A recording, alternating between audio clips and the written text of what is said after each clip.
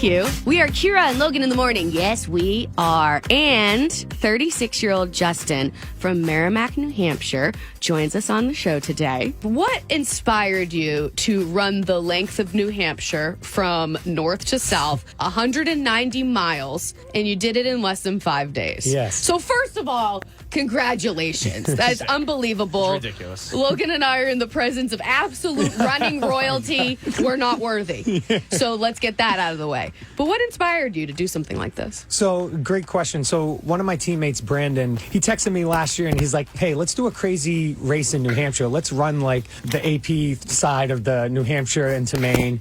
And I said, all right. I was like, but what about the whole state? Because, like, I can't navigate. I was like, let's run the length of New Hampshire. And he's like, yeah, that's a good idea. So I put it on Facebook and I was like, does anyone have any good running paths for, like, you know, New Hampshire, the whole length? And coincidentally, the president of one of the run clubs I'm in was like, hey, we had a guy that actually did that years ago.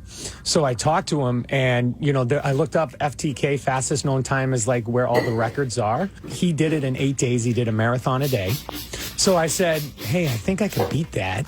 And I said, you know, so I was like, I know we can do some crazy stuff. So I just came up with the idea of like, hey, I have a goal in mind to beat 8 days. I said, these people did it before me. I kind of talked to them about the route, like Dave, and I said, hey, you know, I think that's doable. And that's how it all came about. How do you get your legs to cooperate?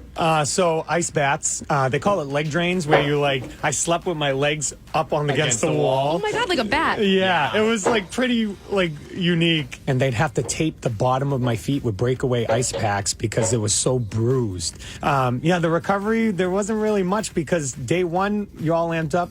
We couldn't fall back asleep, so I woke the crew up at 2:30 in the morning. I said, let's go bang out 45 today, feeling good. You're an animal. And then day 3 was actually the hardest because, you know, the heat was so bad. Before this heat wave, it was the hottest day of the year. And I actually ran right into urgent care because, like, I could just tell something was off. So we hit 47 miles, and they were like, hey, your blood pressure is, like, really high. So they gave me an IV. They said I had, you know, was low on glucose. They did that test. I asked them if I could go back out and get the 50 because we were at 47. They advised against it. They're like, I wouldn't. So, and there was a charitable component to this as well, right? I didn't want to make it about me. So we attached the Heather Abbott Foundation to it, and I said, hey, amazing charity. Let's get them involved. They're from Boston. Kind of similar story, right? Like, you're giving people a second chance to move again. That's what happened in my case. And then, you know, I ran for them in the Boston Marathon, and, like, it was just magnificent. They flew amputees in, so we got to hear their stories. I still talk to everyone that I met that day, like all the amputees on Facebook.